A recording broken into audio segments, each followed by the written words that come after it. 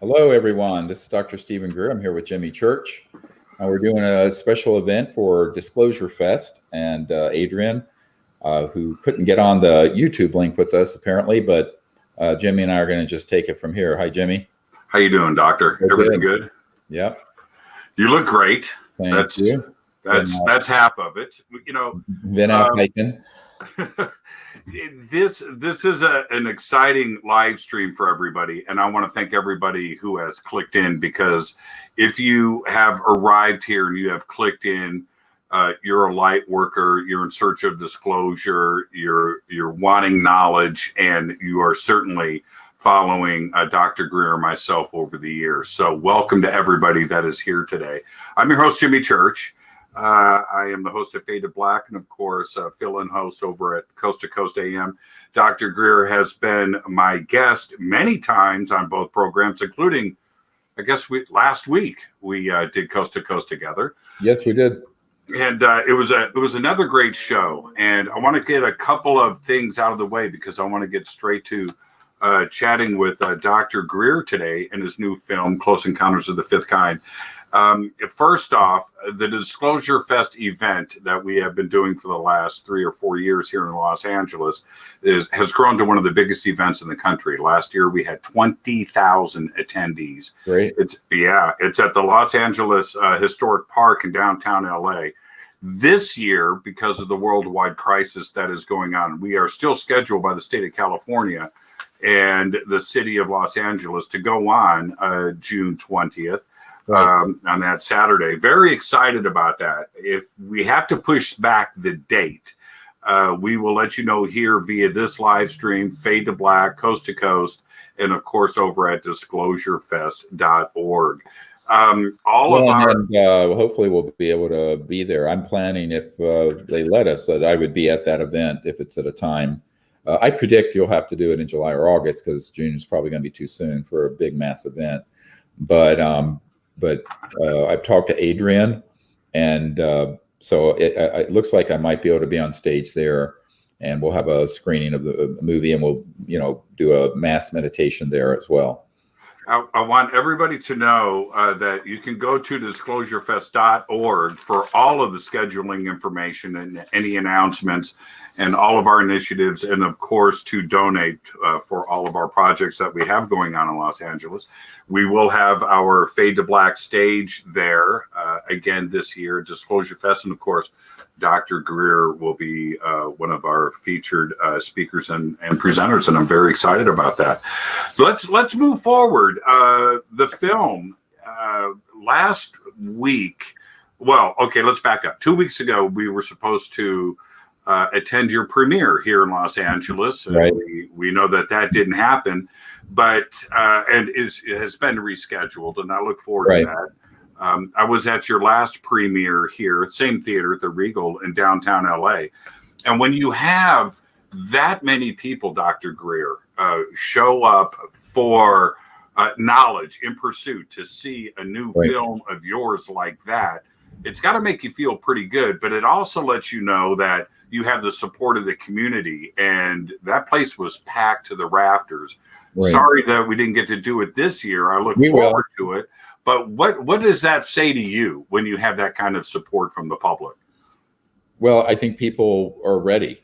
What that says to me is the planet is ready and has been ready to move forward with this. And, when I founded the Disclosure Movement, which, of course, that conference that you're referring to is named after, that was an outgrowth, accidentally, as I mentioned to you, of the CE5 initiative, Close Encounters of the Fifth Kind, which is what this documentary is about. But what it says is that it's long overdue. The public wants to know what the truth is, but they also want to do something that makes a change. It isn't just, I think for a lot of people, they're tired of the whole sitting around in a conference routine. I think what my focus has always been is a call to action to do something, whether it was the Disclosure Project and bringing out top secret military people and moving that information to the public, or organizing the public to make direct contact with these civilizations, because we need to be able to make direct contact and bypass the government. I call this cosmic civil disobedience on a very large scale, where we sort of get out of our homes and from in front of TVs and smartphones and computers, and actually go out under the stars together and learn the techniques of remote viewing and the CE5 initiative, the Close Encounters of the Fifth Kind initiative, make contact and let these civilizations know that there are people here on this planet who are peaceful, who are enlightened, who want to have contact with them for a better purpose than a military agenda or a materialistic agenda, let's say. And that's what's been lacking. If you look at the last 70 years of the so-called UFO subject, the big problem has always been we're always pursuing this, at least officially, in a covert way that's focusing almost exclusively on a military view of it, an us versus them view of it, or a materialistic view. And that is, gee, let's see if we can shoot these aircraft down that are from other star systems, figure out how they work, and make another better secret weapon for Lockheed Skunk Works or my uncle's company, Northrop Grumman, or whoever. So I think we really are needing to find, what I'm sensing is that more than half the public believe we're not alone in the universe. It's something like 60%. 43% of Americans think we're currently being visited. It's a big number. It's like 150 million people. So what people don't know is what's really behind the secrecy. And so what? It's like, so what? What are we going to do about it? And what I've always tried to focus on, here's what we can do about it. We can take disclosure into our hands, not expect the government, but we also can take interplanetary diplomacy into our hands. In other words, having met with UN Secretary General and foreign ministries and people in government all over the world, there isn't a program of peaceful, open contact between the human species and these other species. We've always just been reactive. And so this is where this next documentary, Close Encounters of the Fifth Kind, is the next thing that we have to do. Let me jump in right there, if I may.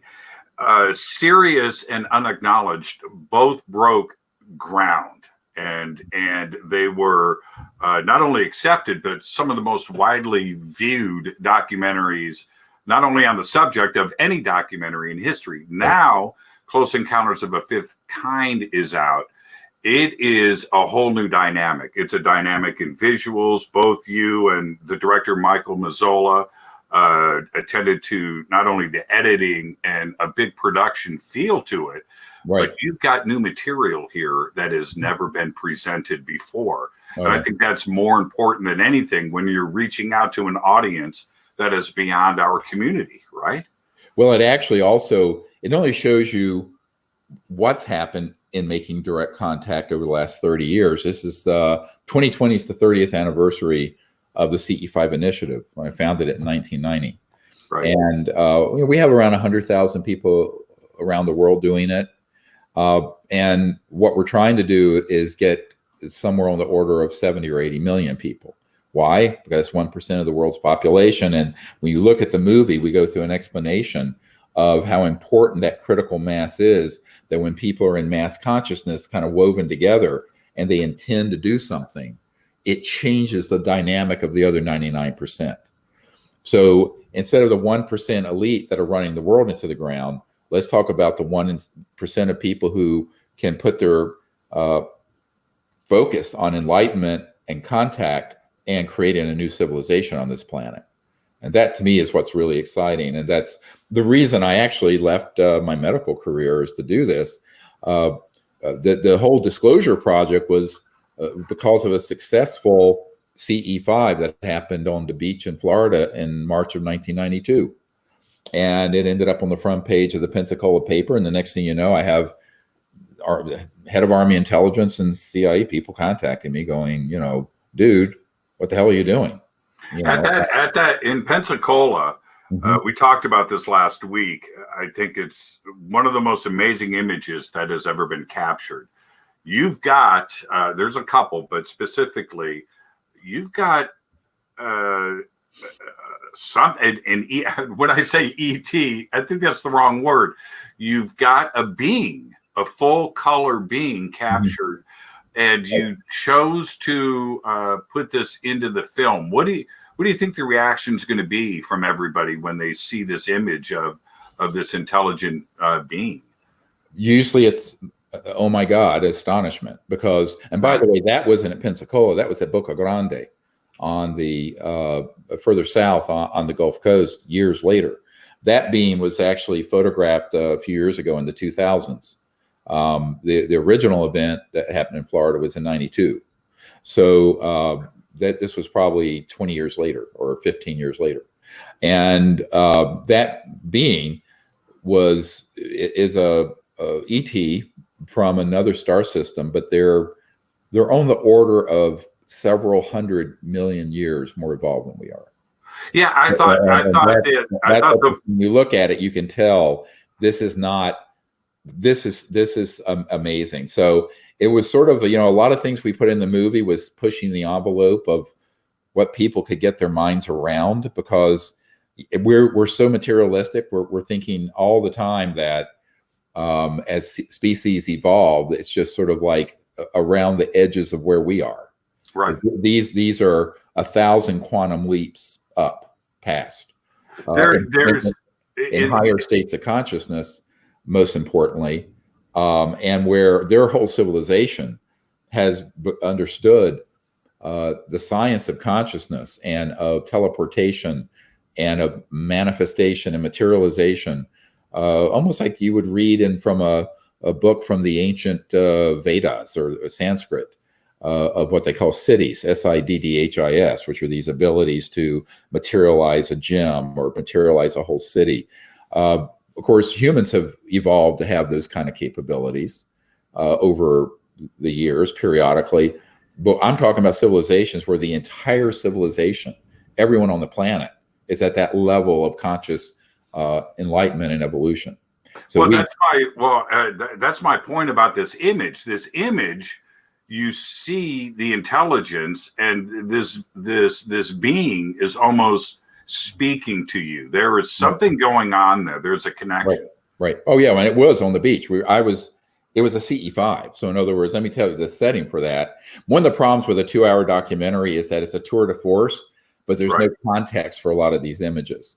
So since you brought it up, we had decided to go out on this beach with a training team that I had invited, maybe 30 people.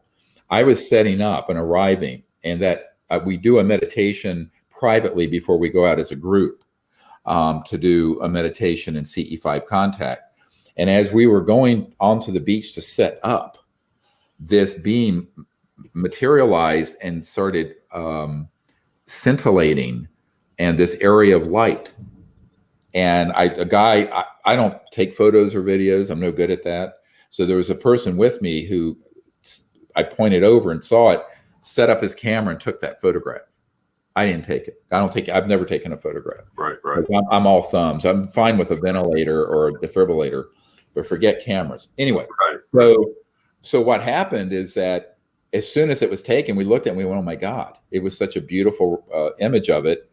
And what happened after that, we invited that being and a whole bunch of other, a whole group of civilizations that work at that level to join us on the beach that night. And then all kinds of other things happened. There's an image in there of this ribbon of light that comes into the group and wraps around one of the people attending and goes up from behind and over her shoulder up to her third eye. And it looks like a sort of like this arrowhead object. You've seen this photo. Yes, I have. That's one shot of a photo, not photoshopped. And she was a medical doctor from Peru. And she was having this amazing enlightenment experience in this deep meditation I was guiding when this thing came in. So the kinds of phenomena and beautiful experiences we have are beyond the scope of the movie, but it sort of just introduces the idea of what we're doing and the idea that everyone can do it. Now, I want to say something we just released. I don't know if you've gotten it yet, Jimmy, the CE5 Contact app. So I do have it. if you go to your iTunes store or Google Play, there's a new app that's just come out. That's an entire training program that has the meditations, the remote viewing techniques, the CE5 protocols, how to set up a team, what do you do when something happens, but also all the different kinds of phenomena that happens, all the equipment you want to have, such, for example, the software apps that show you what objects are satellites in the sky, so you don't mistake a bunch of Elon Musk satellites that are up there floating with a flotilla of ET craft. So it's a very practical how-to guide, but it has something else that's really cool, and that it has a networking feature. So you can get on in LA and see who else is in the LA area on the app that you can then message to form your own team. So say on any given night, once we're out of lockdown, you could get together with 4 or 5 people, meet up somewhere, and do CE5 together. So the idea is that this is going to facilitate people forming contact teams all over the world. Now, one of the exciting things about the film, there's a lot of great things about it, but is the amount of video and imaging content that you have.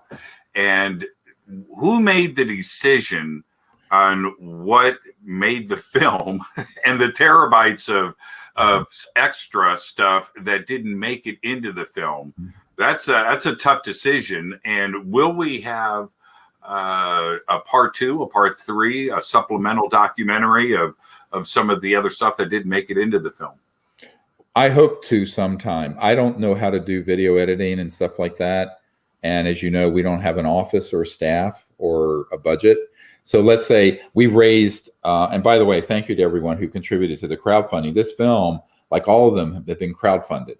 And right now, this is in the top 10 documentaries ever crowdfunded. I think we're just hit $809,000.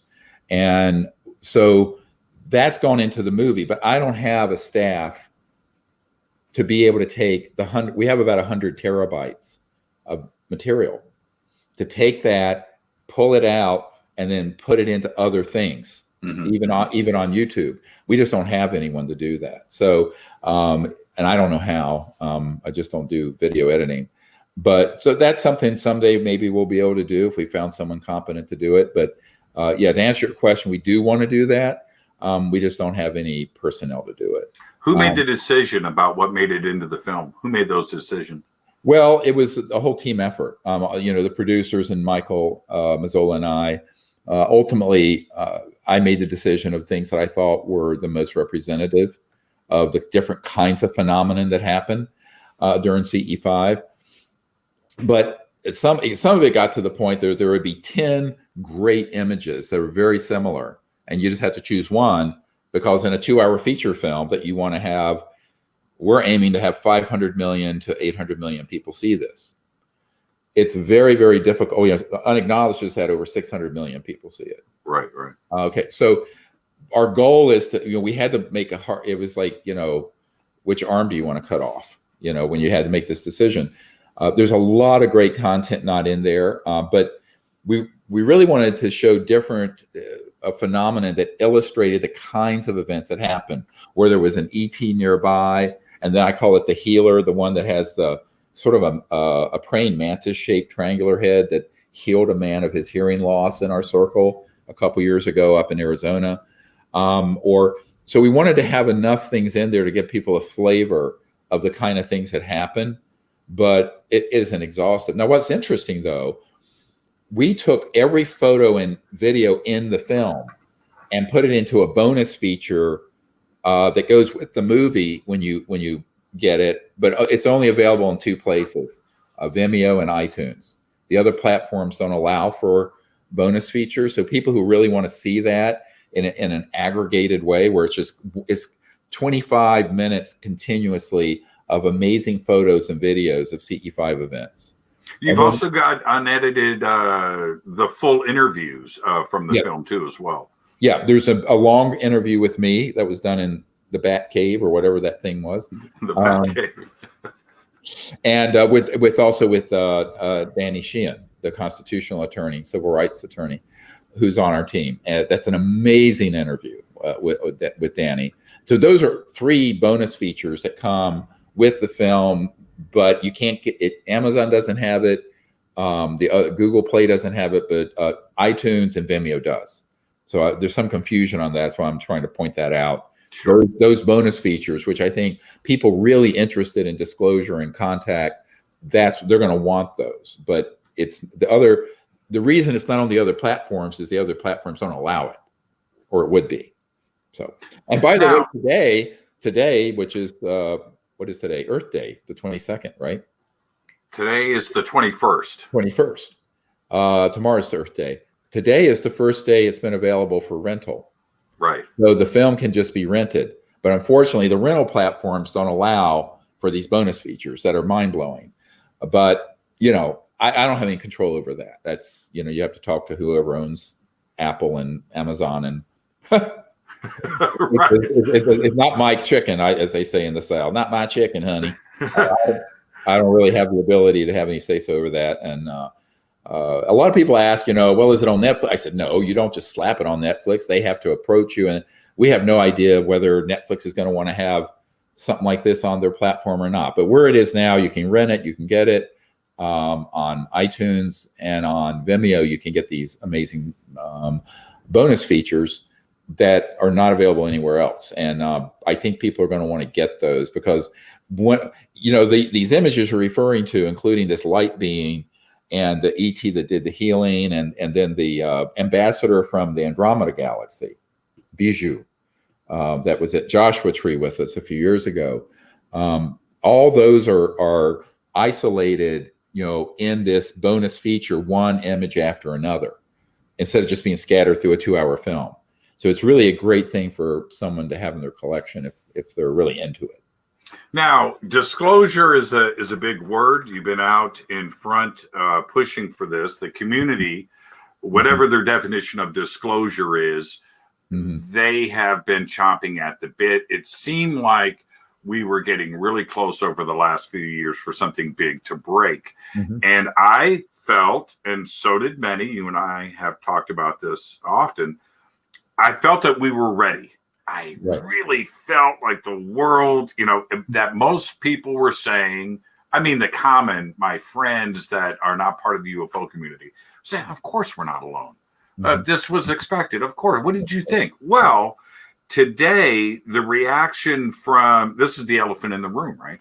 The reaction from coronavirus and the shutting down of economies and the crisis that we're all being forced to go through right now makes me almost take a step back and say, could we handle the truth? Are we really ready for this? Is coronavirus helping us understand how we can react to something on a worldwide scale and maybe handle real disclosure in a different way? What's your take after what we've gone through in the last couple of months? Is the world ready for real disclosure? Yeah, but you have to define real disclosure. The first part of this film exposes the covert, clandestine message and narrative of what's been going on with some of the disclosure efforts that have hijacked, let's call it the movement that I started in the 1990s to do this. And specifically, the Tic Tac and the stuff that came out from the Pentagon and TTSA, where on every single major media outlet in the world, mainstream media, this was portrayed as a threat, an alien threat, a threat to our national security. Now, all the way back to the late 1990s, early 2000s, we've been talking about that Werner von Braun, who invented the rocket for Adolf Hitler, and others that I've worked with have said, frankly, this has always been the long-term objective of the cabal, keeping this secret, these so-called unacknowledged special access projects. But what people don't realize, those operations always stay in the shadows. They get cutouts, people that are sort of carrying their water for them, that are the visible tip of that spear. And that's what's unfortunately started happening, which we also had predicted in the 1990s. Because, to be very blunt with you, I took meetings in the 90s with people who were key members of that committee, of the Majority Intelligence Committee, Magic, as it's called. It used to be called Majestic 12, but it's called Magic, MAJIC. And it was made very clear to me that that was the agenda, and that there would be an acculturation project that would pick up steam, and then they would move the narrative in the direction of fear, panic, and a threat. Now, it's our job to sort of say,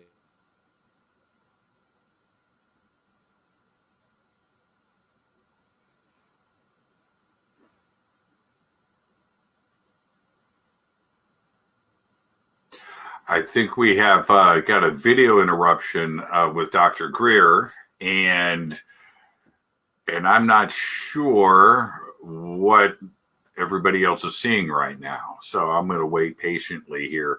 We're talking about, is the world ready for actual disclosure? And the definition of that is different for everybody. For me, I've seen what I've seen. I don't need an actual sitting head of state to jump on live television at a podium and say we're not alone in the universe. But that is what most people expect, and that is their definition of disclosure. I can see that the screen has shifted now, and I am here with all of you. So we will wait patiently for Dr. Greer to come back online. Also, so that's what is real disclosure, not only for you, but for everybody else. And there's different subjects when we're talking about disclosure too, as well. It's not just the UFO question and what does the government know. That is one part of disclosure. Disclosure covers quite a few different things. Also, I wanted to just say to everybody, I'm broadcasting live from here in Burbank, and you can see I am here in my studio where I broadcast from every day with Fade to Black. I don't broadcast from with Coast to Coast from here. I do that over at the Coast Studios, also here in Southern California. But one of the things that happens in this studio and others is when we are talking about these sensitive issues like this, things happen with the transmission, and I don't react anymore. I used to knock things over and get upset when things get interrupted. It is just part of the gig. It's part of the gig. Before I started doing the UFO subject and conspiracies and other things that I talk about, I never had any issues with broadcasting. Not a click, a blip, nothing at all. And once I started doing these types of shows and Fade to Black and Coast to Coast, suddenly computers are acting funny, cell phones are acting funny, internet's acting funny, phones, things are.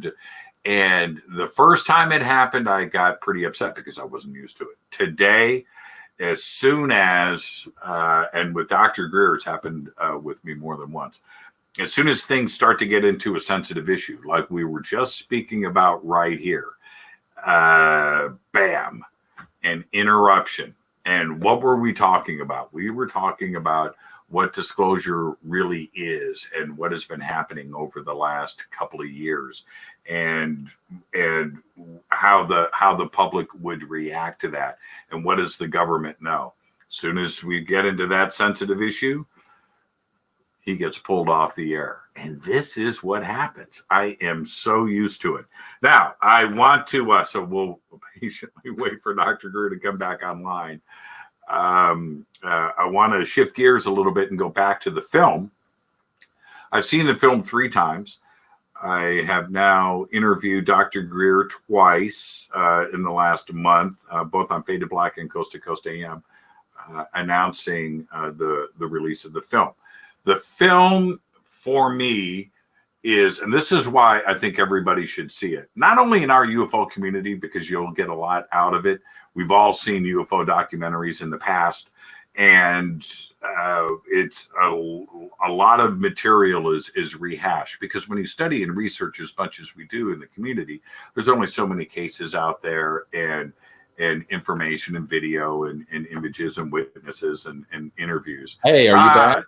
Hey, I was I was filling very big shoes, man. Yeah, man, you're doing great. I'm sorry. You know, I live out in the Blue Ridge Mountains, and we're having a crazy windstorm, and the power went out briefly, and it shut off the internet. So you can blame the weather. I blame a 3-letter agency. So well, it's so weird because this same thing happened Saturday night, and I was actually in a city, and I was just getting to the story about the Rendlesham Forest Bentwaters event, right, where an interstellar vehicle landed, and it was actually the meeting that the officers had that never got repeated to the public. It's not in the disclosure project materials because they didn't want to talk about it.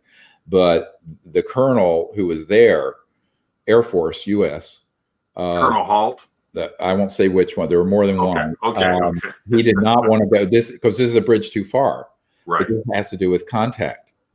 And I was just getting to the part of the story where I was saying that pyramid-shaped black onyx craft that landed at Bentwaters was actually the descendants of Homo sapiens, humans, who had become interstellar ETs from 500,000 years in the future. And they came back and it was this luminous glowing beam that floated through this black onyx type pyramid that had landed there in the Rendlesham Forest, the Bentwaters Air Force Base in England. I believe it was 1980 or 81. And the ET told the officers there that they were our descendants from way in the future, but that base was a secret nuclear weapons base that was in violation of treaties. And if that had gotten out, it could have caused World War III. And the ETs, which were, again, people say, were they ET or human? I said, well, they were extraterrestrial beings, but it was from when humans had gone from planet Earth out through the cosmos and had evolved and evolved and evolved and evolved, and just looked like a tall, luminous white being that floated through the side of this spacecraft, warning about what we were doing to the planet. And that's when the signal was cut off on Saturday when I was doing a global CE5 event. Are you used to it now? Right when you get to the point, right? You're right at the edge. Yeah. You know, well, and then boom. Yeah. Who cares? It just goes with the territory. Anyway, I got it back up. Hopefully we don't get cut off again. I'm hoping. Well, okay. So we were. I'll help us. I'll help us circle back. We were discussing disclosure and what it is to different people. And right. I want to share this with you. 15 seconds. Right. I'm at a conference. I've got 2,000 people in front of me. And I said, I don't need disclosure. Mm-hmm. I got booed. Mm-hmm. And it wasn't that I got booed for saying what I said. Most people's expectations of what disclosure is you've got a head of state stepping up to a podium, live television. We are not alone in the universe, and we know this. That's the disclosure that they need. So could the world handle that kind of live presentation? Oh, sure.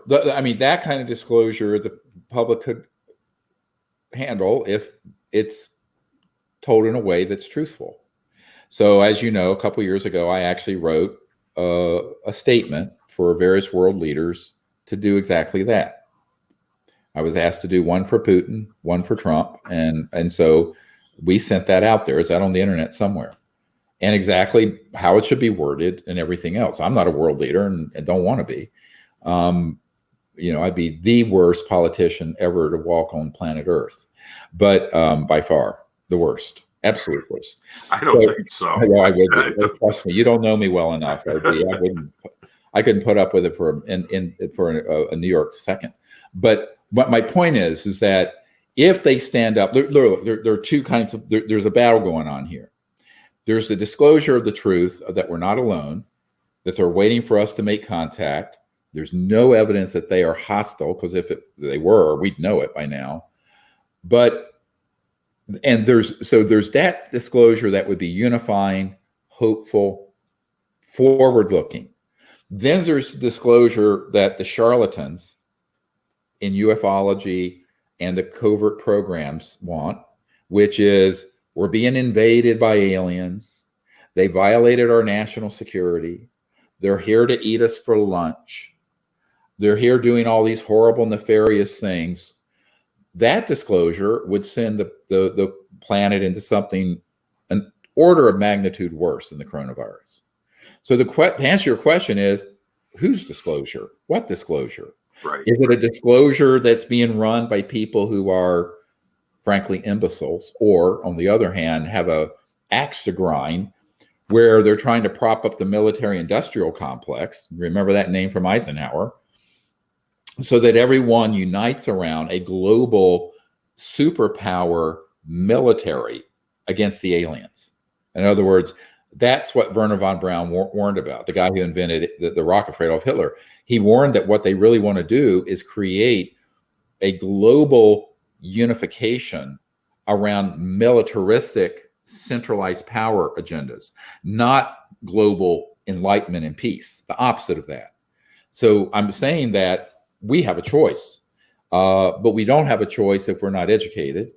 And moreover, the real disclosure that needs to happen at this point, I mean, remember, I started doing briefings for the Clinton administration and the director of the CIA for Bill Clinton in 1993. We're talking 27 years ago. I started taking meetings with the head of Army Intelligence in 92, 28 years ago. So from where I sit and the kinds of meetings I've attended with people who are in power, the solution I see isn't some world leader being manipulated to stand at a podium to scare the hell out of the public, which is most likely what would happen. It's us, we the people, bypassing these dysfunctional, corrupt governments and making direct contact with these civilizations. But we have to know, how is that done? Who are we contacting? What is their technology? And their technology is firmly rooted in the science of consciousness. As soon as a civilization achieves level 1 civilization, meaning they're peaceful on their planet and they're not destroying the biosphere to have a high-tech civilization, that they're have evolved to being a real civilization, which we do not have. We're still fighting, we're still destroying the biosphere, we're very dysfunctional. But once it becomes a level 1 civilization, the number one growth in scientific endeavor is the development of the science of consciousness and all the technologies that go with it. But to have those developed properly, you have to have people who are actually experiencing and understanding what field consciousness is. That the field of consciousness where you're awake and I'm awake, we're unique individuals. Mm-hmm. And like snowflakes, no two are alike. However, the conscious field that enables me to be awake and you to be awake, that is a singularity. That's why when the famous physicist Erwin Schrödinger said, the total number of minds in the universe is one. It's a singularity. Mm-hmm. And that's been proven scientifically over and over and over again. And one of the cool things about this movie, the Close Encounters of the Fifth Kind movie, is that we do sort of a tour de force of the scientific experiments that have been done that show that consciousness in mind isn't limited to your skull or to space or to time. And, you know, people can go on my YouTube channel. We did a great interview with Russell Targ 2 weeks ago when the movie premiered from our home because we couldn't go out. So we did a little home premiere virtually on YouTube. And, you know, he talks about this and the fact that the science of this is settled science that proves that consciousness and even thought, they're not limited to the speed of light, to time, to space, to matter. Well, if you're going faster than the speed of light as an interstellar civilization, you have to have mastered that science to go from point A to B. What's called non-locality, the fact that you're not in a straight line in space-time, but that you're actually communicating, even traveling through other dimensions that are increasingly dimensions of field consciousness and so-called astral energy, like the body of light that you have an out-of-body experience with, or a lucid flying dream. So that sounds like mysticism, but it isn't. It's mystical only if you don't understand it. So I always tell people, one person's mysticism and magic is another civilization's equivalent of a cell phone, just every day. But that's what we have to understand. What we have to understand is we're not dealing with, a souped up version of a 747. We're dealing with civilizations whose spacecraft, communication systems, etc., are all emanating from a deeper understanding of, let's call it, the elementals of space, time, matter that are rooted in the consciousness field. And we have put everything upside down. We think consciousness is a result of brainwave activity. Right. In reality, the body and all of matter and space and time is a result of the consciousness field moving into other dimensions. We have a complete, this is the whole problem. The fundamental problem is that our understanding, we have been mistaught about this. And so we have to begin to get an understanding that accounts for, in my opinion, at least part of the way to what an interstellar civilization that's moving beyond the speed of light. What in the film, I call it the crossing point of light, which is a chapter in the first book I wrote, Extraterrestrial Contact, and where I describe what is in the cosmos that is phasing, resonating at frequencies beyond the speed of light. What turns out, most of creation, most of the cosmos, is in that field that's beyond 3D matter, space, and time. But we've been ignoring it because up until recently, we really haven't had the ability to scientifically verify it. Or understand it. No, we've had the ability to understand it. If you look at the ancient Vedas, if you look at the ancient shamans of Native American culture, if you look at people from all over the world, the Aboriginals in Australia with Dreamtime, no doubt, we humans have a real deep understanding. If you do an ethnography and a study of different cultures of this, what you find is, in fact, there's an amazing level of contact and understanding of these other dimensions that are in the human experience. But in the modern scientific age, we kind of threw that baby out with the bathwater, because that stuff got associated so much with superstition and rituals and dumb stuff. So now we're at a point where we can bring the knowledge of all this, the pure knowledge of it, together with the scientific understanding, and where we're going to go beyond this sort of dualism of spirituality versus science. I wanted to ask you this. I think we can all feel this paradigm shift that we're going on, not to go back and visit coronavirus, but it's a test of this planet right now and how we are reacting to a real crisis and how we manage to come together. Do you think that ET is watching? Do you think that ET is checking up on us to see how we deal with this? All the time, in real time. Right. Yeah, no question. I have no doubt that there's continuous monitoring everything that goes on this planet. What they're waiting for is to see if humans can get to the point of functioning in a way that would be suitable for open contact. That's what the whole model of Close Encounters of the Fifth Kind is. But sure, I mean, they're monitoring all of this. My concern is whether the coronavirus reaction, never mind the origins of the virus, which is another whole discussion I'd rather not get into. Right. But which we know what that is, definitively, dispositively. There's no question. But the point is that the reaction to it.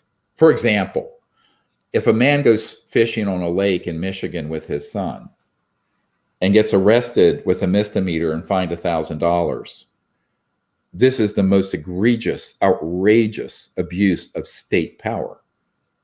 All right. So what happens when a civilization can be stampeded through fear into acceding to an overreach, let's call it, of statism, authoritarianism, fascism? This is what is most concerning to me about the coronavirus. beyond. The opportunity that has been presented to you, the timing of the release of the film, with this consciousness connectivity that's going around the planet right now, and people are at home watching material, right?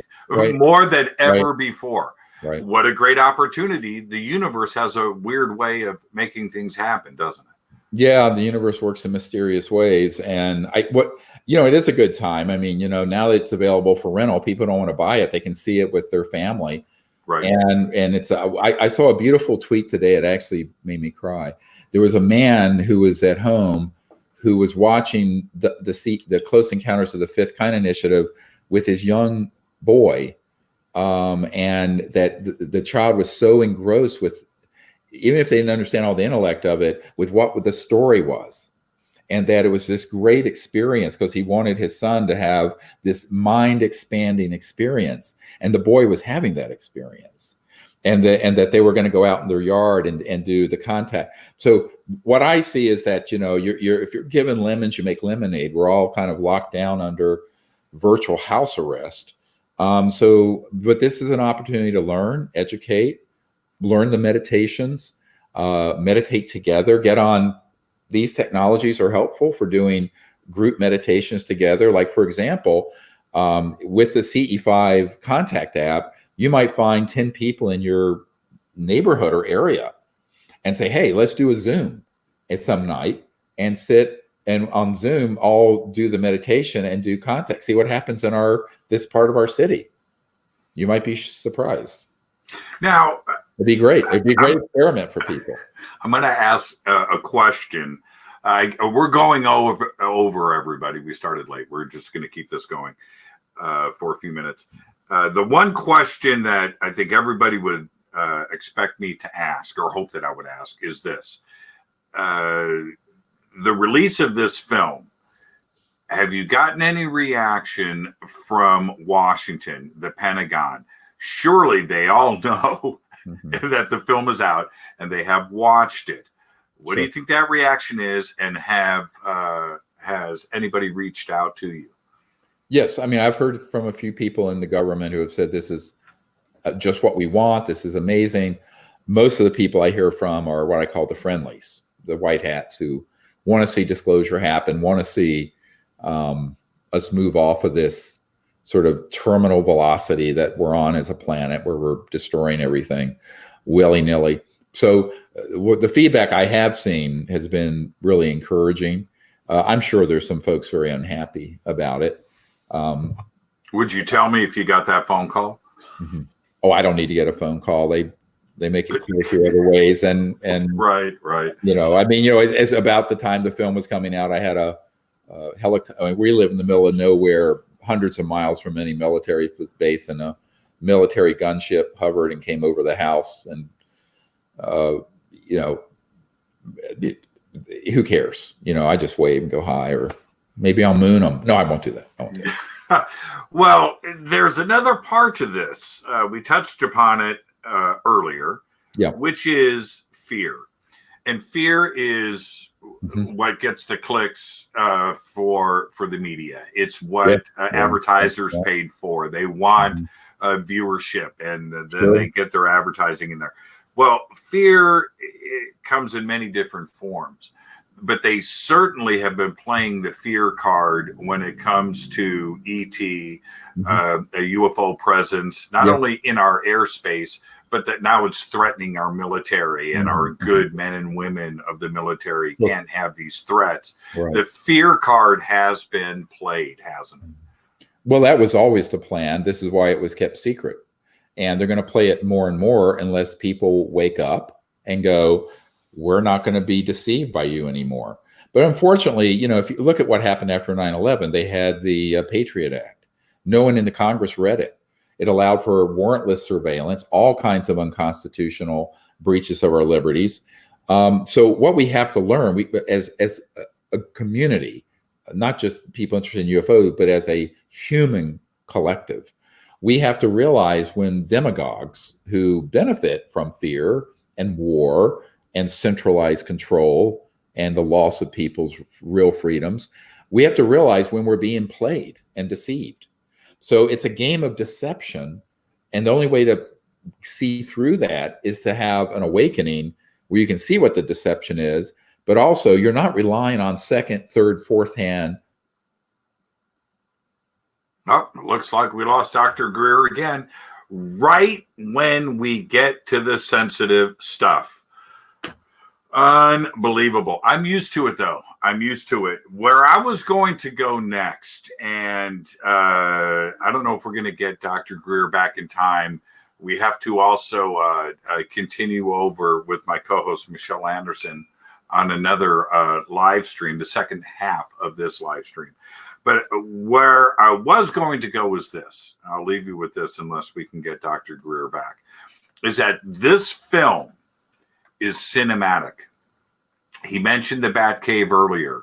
He is not in front of a green screen. Michael Mazzola shot this film with a full cinematic presentation and a feel. And that is important to the rest of the world. They need to want to see the film and have their interest stay engaged throughout the film. And how do you do that? You need to have great editing. You have to have great content. You have to have a cinematic, high production feel to it. And Dr. Greer sitting in the Batcave, hosting this film from a set like that is a visual treat. It's absolutely amazing to see. So when you watch the film and you see Dr. Greer in this ginormous set, I want you to remember this isn't some computer generated effect. All right. That's not what's going on here. He is actually sitting in the Batcave. So just mental note to self when you see that. It's pretty incredible. And I think that is what's most important about this film is that we see UFO documentaries and alien and ET documentaries all the time. They are fine. This film pushes out and goes beyond our community. So for our community, we get to sit back and go, this is great. This is great. I'm proud of this. Anybody can watch this. It's the rest of the world that sees this film that will be able to stay engaged and absorb the material for the first time. I think is the most important thing, where this film and the timing of its release with what this planet is going through, it couldn't be more opportune time. So with that, I am going to sign off. And I want to thank Dr. Greer for coming in today. The film is Close Encounters of the Fifth Kind, available from 1091 Films. Oh, special thanks to Jim Martin, of course, Michael Mazzola for their work on the film. Jim Martin and his support of not only Dr. Greer, but this community cannot be overstated. Thank you, Jim Martin. Thank you, Michael Mazzola. Coming up next. Oh, you're back. I was just thanking everybody. I went down the list. Again, folks, I apologize. We're living in a time where we're still using a grid from the late 1800s. Instead of 0-point energy, where every home would have its own reliable power source. So again, I live out in the Blue Ridge Mountains, west of the University of Virginia in Charlottesville, Virginia, and we're having a crazy windstorm that keeps having the power go in and out. But I'd like to do more, but I think this windstorm is getting worse. So maybe while we're ahead of the game, and I can still say goodbye to everyone. We want to do a brute mass meditation sometime, but everyone who's listening on your side and with Adrian Disclosure Fest, my YouTube channel is youtube.com/Dr.Steven Greer 55, DrSteven 55. And, you can subscribe there. I think we have close to 300,000 subscribers.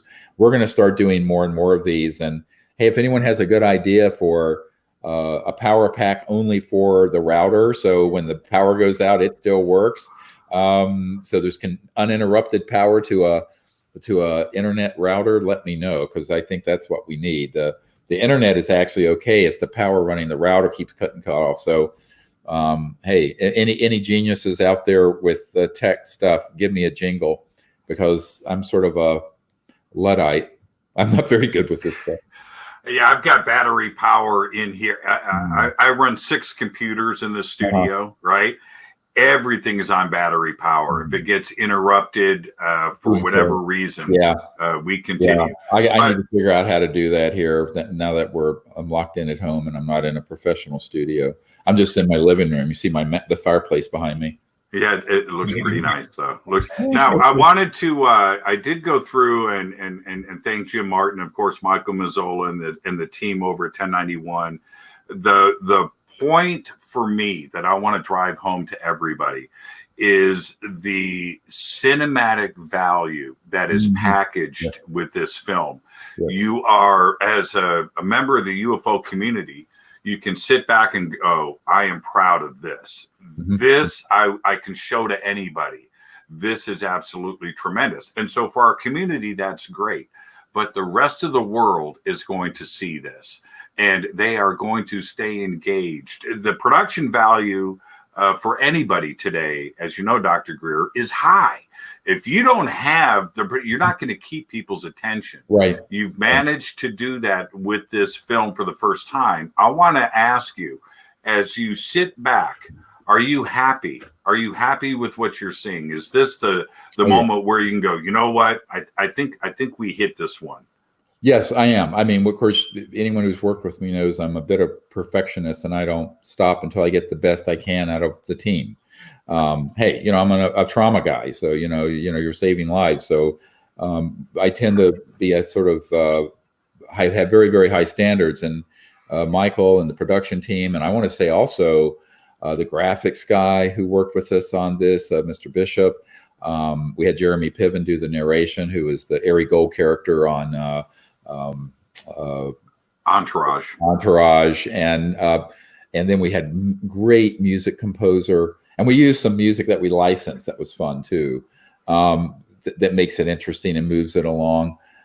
I really also want to thank all the CE5 teams that appear in and out of it. There are a lot of people from the CE5 community who are in the film, and who also sent footage. A great deal of the images and photos weren't ones where I was there.